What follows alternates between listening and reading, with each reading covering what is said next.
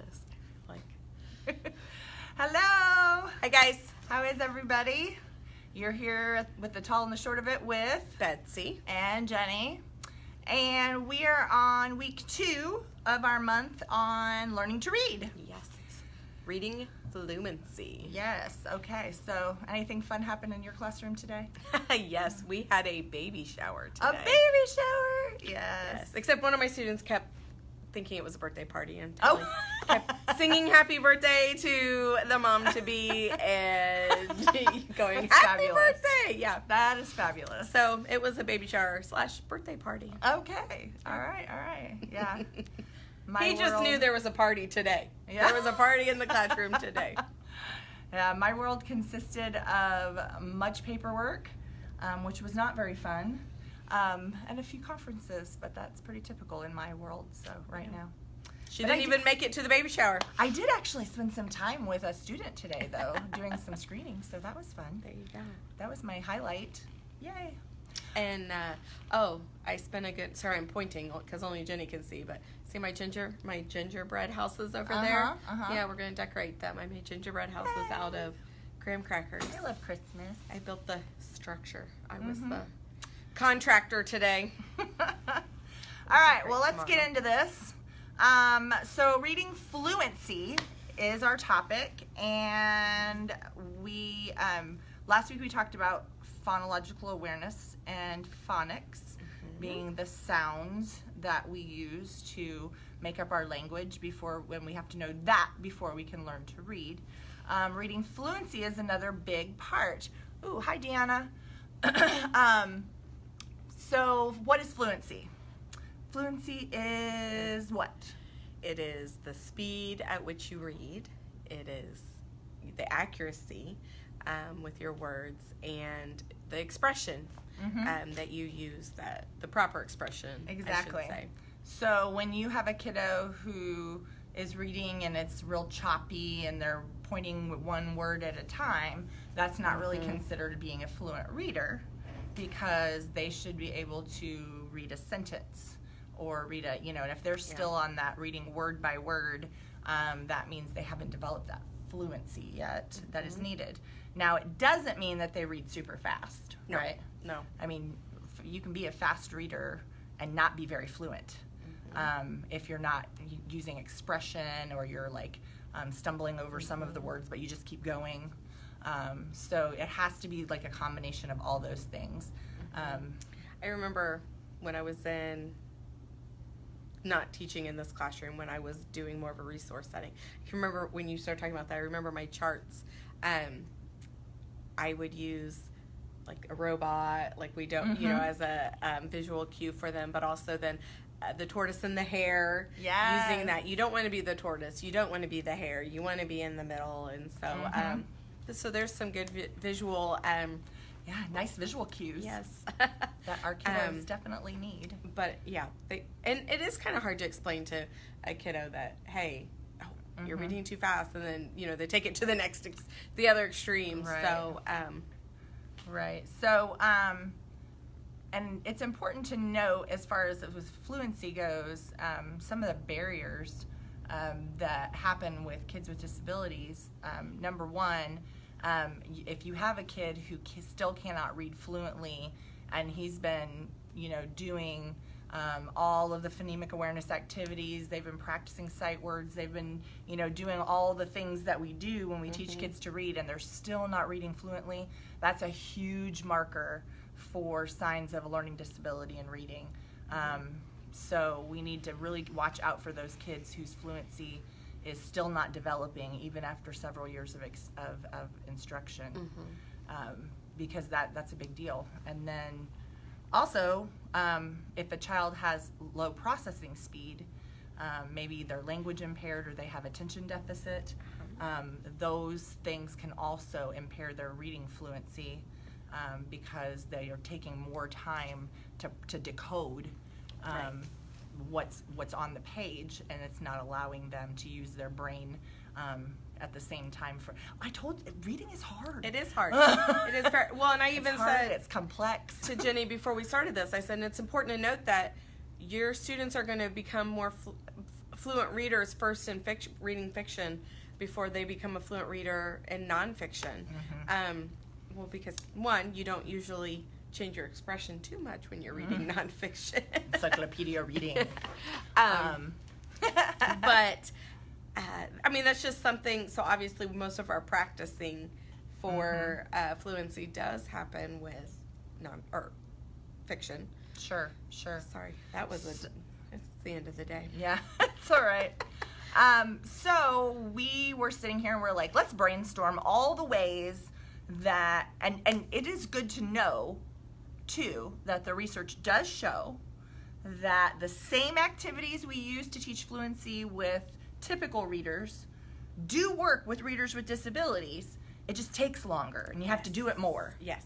So they're going to need that extra practice. So these same interventions are going to work for typical brains and kids with disabilities as well. So we were just coming up with a bunch of different, at what grade level should they be able to read fluently? I think that is going to depend on the kid, but I'm saying definitely not in kindergarten. No. Definitely not in first grade.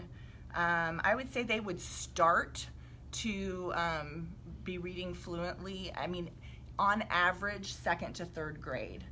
That's when they're really going to develop that fluency of sight words and knowing enough of that to really be able to do that. But that doesn't mean we don't practice activities for fluency prior to that. So not only are they doing all those phonemic awareness activities in their kindergarten and first grade, but they also need to be doing fluency activities to practice, so that when they encounter new text, or what we call a cold read, they've never seen this book before, that they can start to read fluently. And even then, even in second grade, a cold read is difficult for them to read fluently. So I would say, your good readers that were like reading when they already got to kindergarten, they're probably going to read fluently earlier. Yeah. But your kids who might take a little longer, because child development is this crazy thing where kids develop at all different rates until about the age of 9. They kind of all settle out. And if they're not caught up by age 9 with where their peers are, there's probably something going on there. You should know. Well, and just one other thing, we were talking about like possible learning disability, things like that. Something else that's going to get in the way of the fluency piece could very well be a child on the spectrum.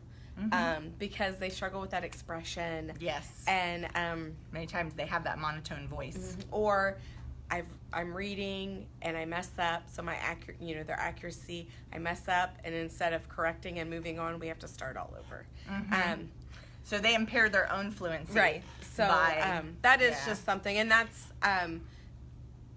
that's kind of looking at it a little. You're going to have to go around that a little differently with that child, but. That was just something that... Good question, though. Definitely. I think there's no one right answer there, but I think for sure they should be developing fluency in second to third grade for sure with their fiction. Nonfiction's going to come a little later because there's just a lot harder vocabulary in nonfiction. So, yeah, for sure. So let's talk about things we can do for fluency, because... I think this is the most important activities that you can do with kids. If you literally do nothing but these 10 things we're going to talk about, kids will learn to read. And I'm not saying we would never do anything else, but I'm saying with these 10 things, kids will learn to read. These are all, as I'm looking at our list we made, they're all enjoyable. That's something we've talked about. Kids need to enjoy this process. Yes. My post yesterday, I don't remember if you saw my post, what the most important thing about reading is blank. I just feel like it needs to be fun. They can't look at it like a chore. They can't look at it like, reading. Every time this happens. So if you can keep it to be a fun activity, and like I said, none of us like to do things that are difficult. So, building in success for them in these activities is pretty important. Okay, so you want to do the first one? All right. Top 10 list, by the way. Top 10. Well, it might be a little longer than 10, though, when we really look at it. I don't know. Well, the first one is something that I feel like as a teacher we do a lot. Actually, we should be doing it every single day in the classroom. Regardless, for the most part, of what grade level you're Yep. at. Modeling fluent reading. Fluent reading, and And how do we model it? Sorry, I'm just laughing because the other day I tried to throw in some different expressions in my story, and one of my students asked me what happened to my voice. Tried to change it up, make some funny voices. What happened to your voice? That's fantastic. Sorry. So we do modeling through read-alouds. Yes. Read-alouds. You can read read-alouds to any age level, even adults. and that being said, it doesn't have to be a book at their level. Right. Older students still love picture books. They do. Jenny used to teach. Well, we both. I wasn't there. We used to teach middle school. You pull out a picture book. Oh my gosh, you will engage those older students like so quickly because so many of them be like, "Oh, I remember that book," or Yes. Yeah, they enjoy it just as much. Yes. And like I said, I've pulled out picture books many times to teach a technique. So any kind of literary technique, because they're in picture books too. Yeah. We just don't point them out to little ones as much as we should. Yeah. So read alouds, huge. Letting them see us read out loud expressively, with correct accuracy and speed, is a model for them so that they can hear what good reading sounds like. So they need to be hearing that from the time they're born. I even say in the womb, all the way up through school. So that's number one, read alouds all the time. Number two, I used to do this with kids. I would pick a poem of the week, and we would have it on chart paper in our room, and we would practice reading that same poem over and over again, and kids would go up and take turns pointing at the words and phrases as they would go through the poem, and every day we would spend 5 minutes. It wouldn't even be that long. And whenever even in middle school, when I did a memorization passage or something like that with them from when we read Shakespeare or whatever, I would have them have sentence strips on the board, and the kids would go up and they put the sentence strips up, and we practice saying it over and over and over again, in almost like a choral fashion. But practice reading those short poems over and over again so that they learn to play with the language and how they're supposed to. Shel Silverstein poems are great for these. Jack Prelutsky poems are great for these. But really any poem that you like or your kids like would be a great thing to use to practice fluency. And it's okay if they memorize it. That's kind of the point. Because I think we talked about last week that as adults, we kind of do memorize what words look like, and that's why we read fluently. And we also talked about learning to read using whole language. Yes. Same thing. Yes. They're memorizing what exactly. they look so like. It's okay for them to memorize the poem as long as they can point at the words and phrases as we're reading, and that's good. All right, next. Plays.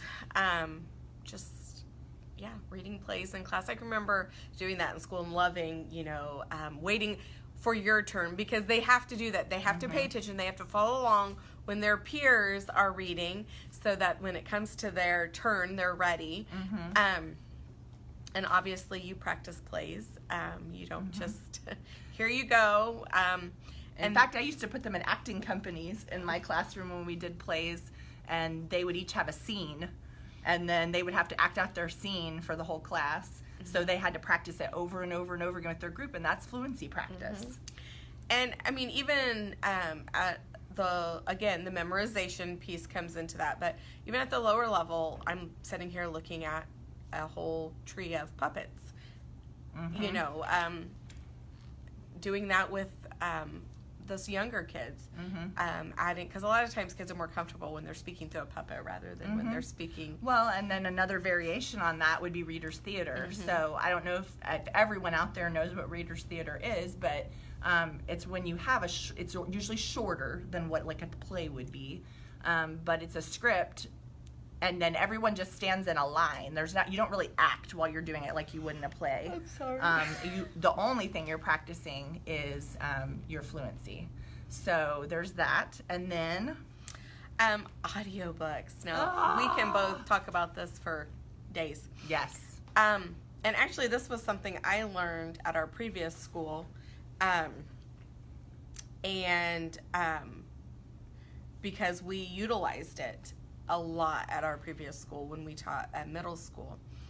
But kids, we've talked about reading to students and like reading to your child when you are setting together and, you know, they're following along and that kind of thing.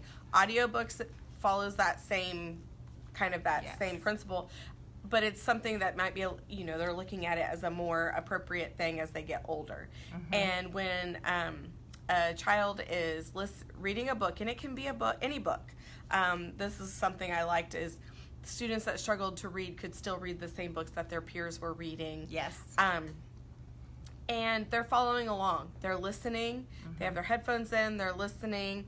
And now we can download these books to their device, you know, whatever their devices are. But the important piece of that is listening and following along. Yes. You have to do both. If you don't have the multi-sensory input, you're not practicing fluency. You're just practicing listening skills. So you got to have those words to follow along with. And I think it's important to note the success that we've seen just in the reading level. Oh we're talking about reading fluency here, but the kids' reading level overall reading level improves. Comprehension improves when they use audiobooks as well. We're talking like levels in a year. When we were in middle school, we had kids that would jump, and we're talking kids with IEPs, kids with disabilities, who would jump 2 grade levels in a year just from using audiobooks on a daily basis. And literally that was their reading intervention. And I'm telling you, middle school kids respond incredibly well to audiobooks if you can get them to do it and buy into it. That's the most important thing, you know, and I kind of did it flippantly at first, thinking that, you know, because I had a kid who literally walked into my classroom. He actually is a friend of mine on Facebook today, and if he wanted to, he could jump on live with us and say, yep. He walked into my classroom at the beginning of 6th grade, and he said to me, I don't read, I don't write, and you're not going to make me. And so in order for him to be engaged in reading, I went out and bought a Harry Potter book back when they were on cassette tapes. And I put a cassette tape player and headphones on a back table, and I told him, I said, I'll make you a deal. If you have the book here and you listen, you don't have to read it. I kept trying to tell him, you're not reading. You're not reading.